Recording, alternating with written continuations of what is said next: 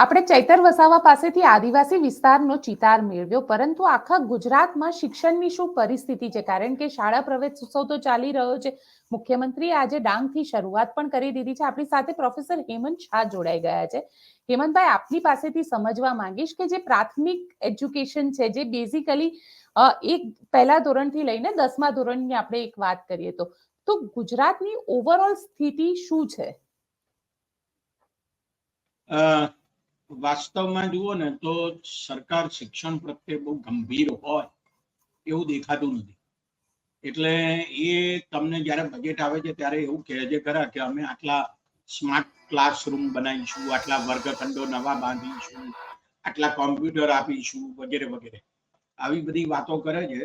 પણ ખરેખર તો સવાલ ઉભો એ થાય છે કે આ ખર્ચ જ્યાંથી થાય છે તે ખર્ચમાં ખરેખર વધારો કરવામાં આવ્યો છે કેમ?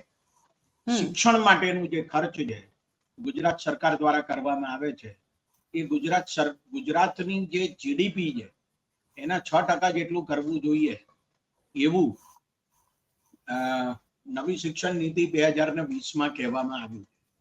એમાં એમ પણ કહેવામાં આવ્યું છે કે લગભગ 4% જેટલું ખર્ચ તો રાજ્ય સરકારો કરે, એટલે 2% જેટલું ખર્ચ કેન્દ્ર સરકાર. હવે સવાલ ઉભો એ થાય છે કે જો ગુજરાત સરકાર ગંભીર હોય તો 2020 પછીના દરેક બજેટમાં ગુજરાતની જીડીપી 4% જેટલું ખર્ચ એને શિક્ષણ માટે કરવું જોઈએ, પણ એ નથી કરતી. તમે આંકડાઓ જુઓ તો તમને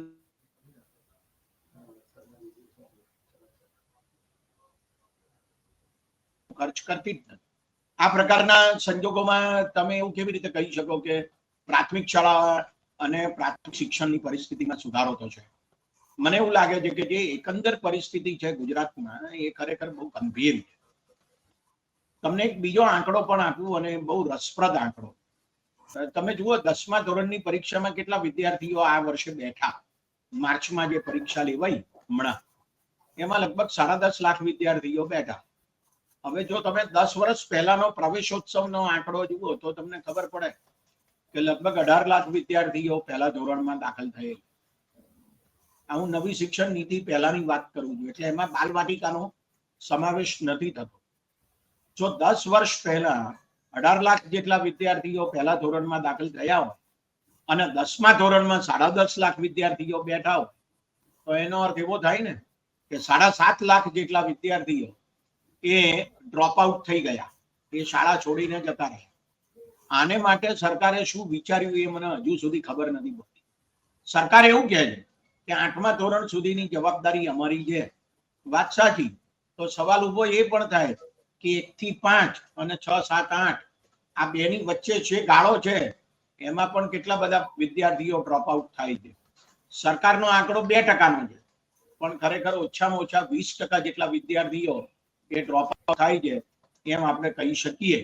કારણ કે જે 9મા ધોરણમાં બેઠેલા વિદ્યાર્થીઓની જે સંખ્યા આવે છે ને એ સંખ્યા 20% જેટલી ઓછી હોય છે. આ આંકડા સરકારી આંકડા છે, એટલે એ દ્રષ્ટિએ જોઈએ તો મને એમ લાગે છે કે પ્રાથમિક શિક્ષણની પરિસ્થિતિ બહુ જ ગંભીર છે. સરકાર વધારે ખર્ચ કરે તો જ આ પરિસ્થિતિમાં સુધારો થાય, નહીં તો આ પરિસ્થિતિમાં સુધારો ના થાય. અને એમાં માત્ર શિક્ષકોના પગાર માટે જે ખર્ચો થાય છે એના સિવાયનો જે ખર્ચો થાય છે તે કેટલો થાય છે એ જો તમે જુઓ તો પણ તમને ખબર પડે. લગભગ 85% જેટલો ખર્ચો એ શિક્ષકોના પગાર પાછળ થાય. શિક્ષકો ઓછા છે તેમ છતાંય, એટલે જે શિક્ષકોની ઘટ છે એ ઘટ પૂરી કરવામાં આવે તો આ ટકાવારી વધે, પણ શિક્ષકો નથી અને પૂરતી માળખાગત સવલતો પણ નથી. આ એક હકીકત છે. સર, એક સવાલ મને એ થઈ રહ્યો છે કે કારણ કે ટેટ ટાટના ઉમેદવારો છે એ લોકો સતત કાયમી શિક્ષકોની માંગ કરી રહ્યા છે અને કાયમી રોજગારની માંગ કરી રહ્યા છે. નવી શિક્ષણ નીતિ પ્રમાણે અત્યારની ગુજરાતની એજ્યુકેશન સિસ્ટમમાં કેટલા શિક્ષકોની ઘટ છે? મારું માનવું એવું છે કે સરકાર અત્યારે જે આંકડો આપે છે 70,000 શિક્ષકોની ઘટ છે, એવો એ અનઓફિશિયલ આંકડો છે. પણ મને એવું લાગે છે કે એના કરતા પણ વધારે ઘણા મોટા પ્રમાણમાં, કદાચ એનાથી બમણા પ્રમાણમાં, એટલે આશરે લગભગ 1.5 લાખ શિક્ષકોની ઘટ છે એમ કહી શકાય. એનું કારણ એ છે કે નવી શિક્ષણ નીતિમાં છેક પ્રાથમિક શિક્ષણથી શરૂ કરીને ઉચ્ચ શિક્ષણ સુધી વ્યાયામ, પછી ચિત્રકામ અને સંગીત એનું શિક્ષણ આપવાની જોગવાઈ કરવાની વાત કરવામાં આવી છે, જેને એ લોકો લિબરલ આર્ટ્સ તરીકે ઓળખાવે.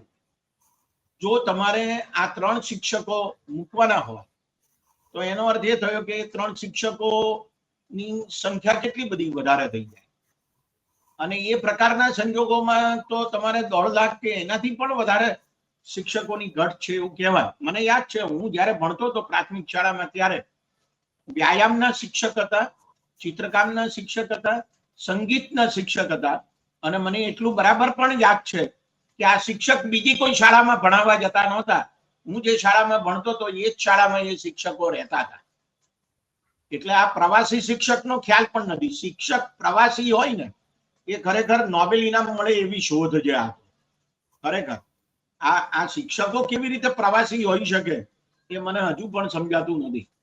તમે એમ કહી શકો કે બહુ ઓછા વિદ્યાર્થીઓ હોય છે 1 થી 5 ધોરણમાં અથવા 1 થી 8 ધોરણમાં, માટે અમે શિક્ષકો મૂકતા નથી. આ વાત તદ્દન બોગસ બાબત છે એમ કહી શકું. કારણ કે ઘણી બધી પ્રાથમિક શાળાઓ એવી છે કે જે શાળાઓમાં માત્ર 16 કે 20 વિદ્યાર્થીઓ માટે એ 2 શિક્ષકો છે. આજે પણ તમે કોઈ ખાનગી સારી શાળામાં જાઓ કે જ્યાં 20,000 25,000 રૂપિયાની ફી 1 વર્ષમાં લેવાતી હોય, ત્યાં આગળ 2 શિક્ષકો 15 થી 20 વિદ્યાર્થીઓ વચ્ચે કેજીમાં, જુનિયર કેજી અને સિનિયર કેજીમાં છે.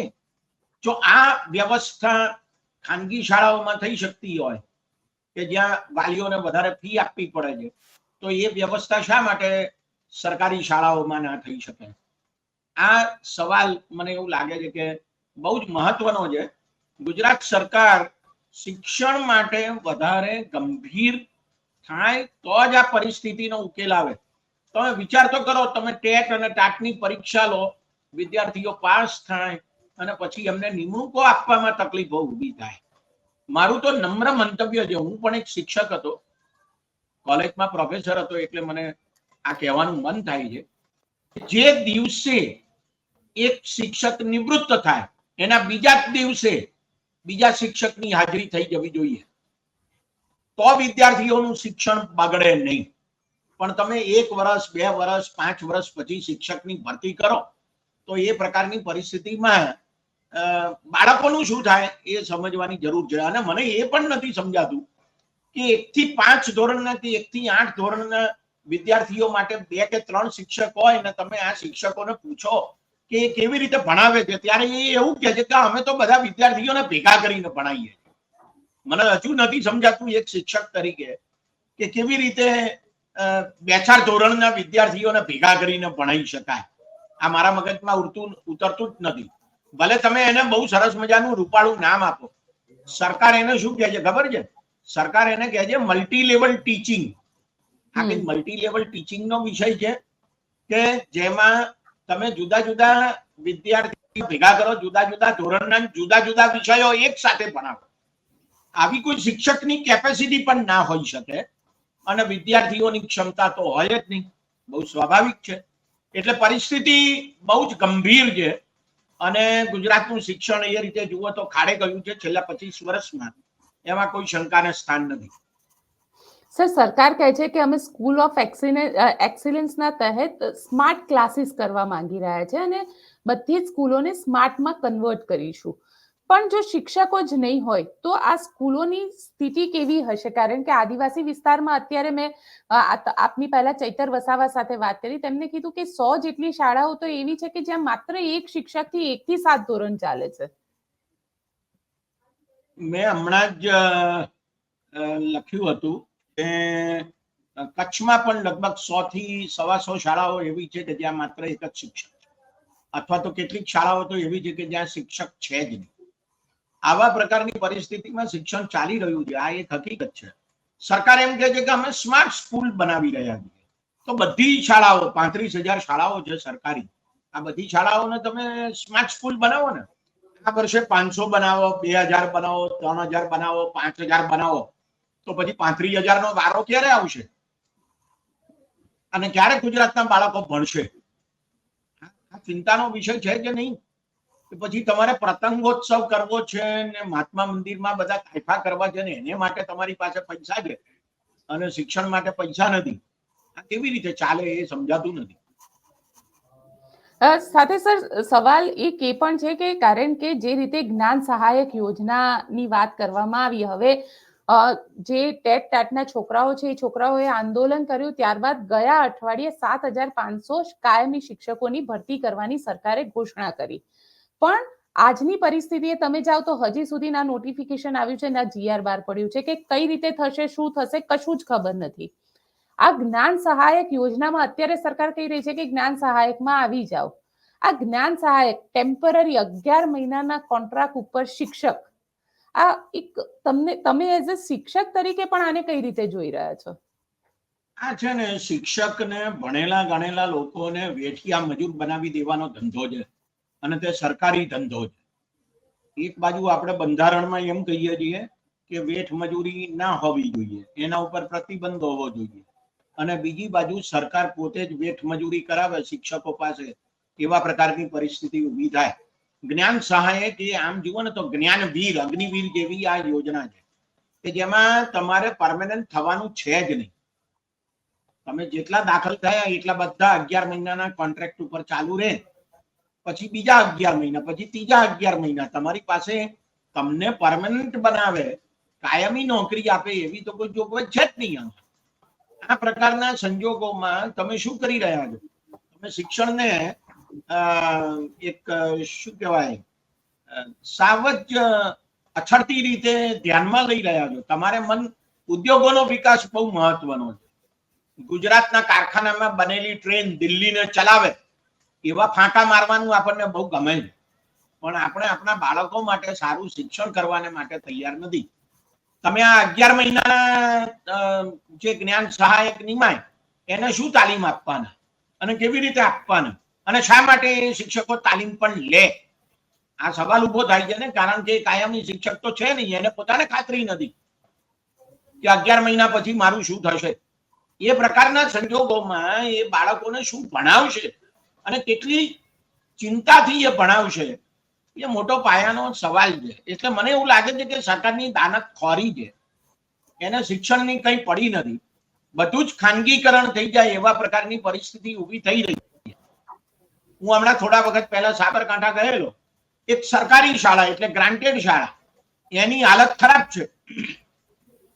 અને એક શાળામાંથી જેનું બિલ્ડિંગ જોઈ શકાય છે એવી ખાનગી શાળામાં શિક્ષકો છે, મસ્ત મકાન છે, અને બીજી તરફ ત્યાં વિદ્યાર્થીઓ પણ છે. એટલે સરકારી ગ્રાન્ટેડ શાળામાં શિક્ષકો ઓછા છે, ભણાવવાની વ્યવસ્થા ઓછી છે, માટે બાળકો ઓછા આવે છે. પછી સરકાર એમ કહે છે કે બાળકો ઓછા છે એટલે અમે શાળા બંધ કરી દઈએ.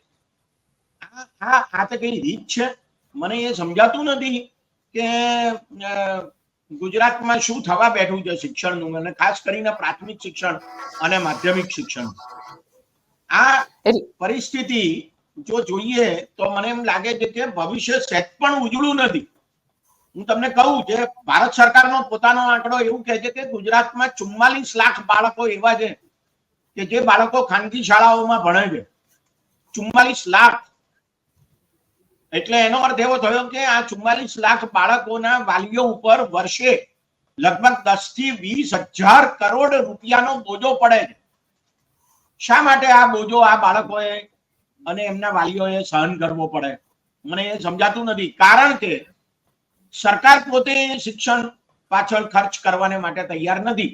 નીતિ કંઈક જુદી છે અને સરકારનો વ્યવહાર, સરકારનું બજેટ, શિક્ષણની વ્યવસ્થા એ બધું કંઈક જુદું છે. આ પ્રકારના સંજોગોમાં મને એમ લાગે છે કે ગુજરાતમાં વિરોધ પક્ષે અને શિક્ષણ શાસ્ત્રીઓએ બહુ મોટા અવાજો ઉઠાવવાની જરૂર છે. જો આ અવાજ નહીં ઉઠાવે તો આ બધા તાઇફા ચાલ્યા કરશે. પ્રવેશોત્સવ આ એક નવું તૂત છે. ખરેખર તમને કહું છું, જે બાળકને તમે પકડીને લઈ આવો છો સ્કૂલમાં, એ બાળક ખરેખર સ્કૂલમાં આવ્યા પછી ટકે જે ખરું સ્કૂલમાં અને 8 વર્ષ કે 10 વર્ષ ભણવાના પૂરા કરે છે ખરું, આ મહત્વનું છે. એટલે હું તો એમ કહું છું કે આ પ્રવેશોત્સવ કરવાની જરૂર જ નથી. જે બાળક આવે છે એ 10મા ધોરણ સુધી પહોંચે ને બોર્ડની પરીક્ષા આપે ને ત્યાં સુધી ટકે એવું કરવાની જરૂર છે. ભલે થોડા રહી ગયા, હું એવું ઈચ્છતો જ નથી કે રહી જાય, એ બધા આવવા જોઈએ, પણ જે આવે છે એ ટકે છે કે નહીં એની તો ચિંતા સરકારે કરવી જોઈએ કે નહીં. એટલે તમે 3 વર્ષ 3 દિવસ સુધી સતત આ પ્રયત્ન કર્યા કરો અને આખું સરકારી તંત્ર જાણે બીજું કશું કામ નથી એમ ઘરે ઘરે જઈને બાળકોને લઈ આવે કદાચ, પણ સવાલ ઉભો એ થાય છે કે એ કેમ ટકતા નથી. એટલે તમારી મધ્યાહન ભોજન યોજના પણ છે, ગણવેશ આપવાની યોજના છે, બરાબર, છોકરીઓને સાયકલ આપવાની યોજના છે. આ બધી યોજનાઓ છતાં પણ આશરે પહેલા ધોરણથી શરૂ કરીને 10મા ધોરણ સુધીમાં 7 લાખ બાળકો દર વર્ષે જતા રહે છે. અને પછી જે 10.5 લાખ વિદ્યાર્થીઓ બેઠા 10મા ધોરણમાં, એમાંથી 3-1 લાખ તો નપાસ થાય છે. આના વિશે કઈ ચિંતા કરવાની ખરી કે નહીં? કે પછી આપણે બસ વાઇબ્રન્ટ ગુજરાત એના તાફા કરવાના ને ઉત્સવો કરવાના? સરકારે એને માટે વધારે ખર્ચ કરવાની આવશ્યકતા છે, એ હકીકત છે. અને સરકાર ત્યાં સુધી ખર્ચ નહીં વધારે ત્યાં સુધી પરિસ્થિતિમાં કોઈ સુધારો નથી થવાનો, એ પણ એક હકીકત છે. આ ગુજરાતનું શિક્ષણ મોડેલ છે. ગુજરાતના મોડેલ વિશે ઘણી બધી વાતો થઈ શકે, પણ મને એમ લાગે છે કે આ મોડેલ જે શિક્ષણનું ઊભું કર્યું છે ને, એ તો એટલું બધું ખતરનાક છે કે જેની કોઈ સીમા નથી. એક સવાલ તો એ આવે છે કે તમે શિક્ષકો જ્યારે આંદોલન કરે છે ત્યારે તમે પકડીને પોલીસ કસ્ટડીમાં લઈ જાઓ, બીજી બાજુ તમે શિક્ષકોની ભરતી કરતા નથી, ત્રીજી બાજુ પ્રાથમિક શાળાઓની પરિસ્થિતિ માળખાગત સવલતોના સંદર્ભમાં ખાસી ખરાબ છે, અને ચોથો મુદ્દો એ છે કે જે બોલે એને તમે દેશદ્રોહી કહો છો, એને તમે હિન્દુ વિરોધી કહો છો. તો આ પરિસ્થિતિમાં ગુજરાતમાં શિક્ષણ કેવી રીતે સારું થઈ શકે એ જ એક મોટો સવાલ છે. તમે જુઓ, કોઈ પણ શિક્ષણ શાસ્ત્રી, ગુજરાતનો એક પણ શિક્ષણ શાસ્ત્રી તમે મને બતાવો કે જે ગુજરાતની શિક્ષણની આ પરિસ્થિતિ વિશે બોલતો હોય કે બોલતા હોય. બેન, એક પણ બતાવો મને, એક પણ સાહિત્યકાર બતાવો કે જે આના વિશે કશું બોલતા હોય. કેમ? કારણ કે લોકો ડરી ગયા છે, લોકોને દેશદ્રોહી કહેવામાં આવે છે, અર્બન નક્સલ કહેવામાં આવે છે, એટલે ડરી ગયા છે, અને એટલા માટે શિક્ષણની પરિસ્થિતિ વિશે કોઈ બોલવાને માટે તૈયાર નથી. આ એક હકીકત છે. બિલકુલ સર, આપ અમારી સાથે જોડાયા તેના માટે આપનો ખૂબ ખૂબ આભાર. નમસ્કાર. તો આ હતી ગુજરાતની વાસ્તવિક એજ્યુકેશન સિસ્ટમ, જે શિક્ષણની પરિસ્થિતિ છે તેનો ચિતાર અમે તમને આજે બતાડ્યો. આપ પોતે શું વિચારો છો ગુજરાતની આ શિક્ષણ પદ્ધતિ ઉપર, આ શિક્ષણની જે સરકારની શાળા પ્રવેશોત્સવ છે તેના ઉપર અમને કોમેન્ટ બોક્સમાં લખીને ચોક્કસથી જણાવજો, અને અમારી ચેનલ નિર્ભય ન્યૂઝને લાઇક, શેર અને સબસ્ક્રાઇબ કરવાનું ભૂલશો નહીં. આભાર.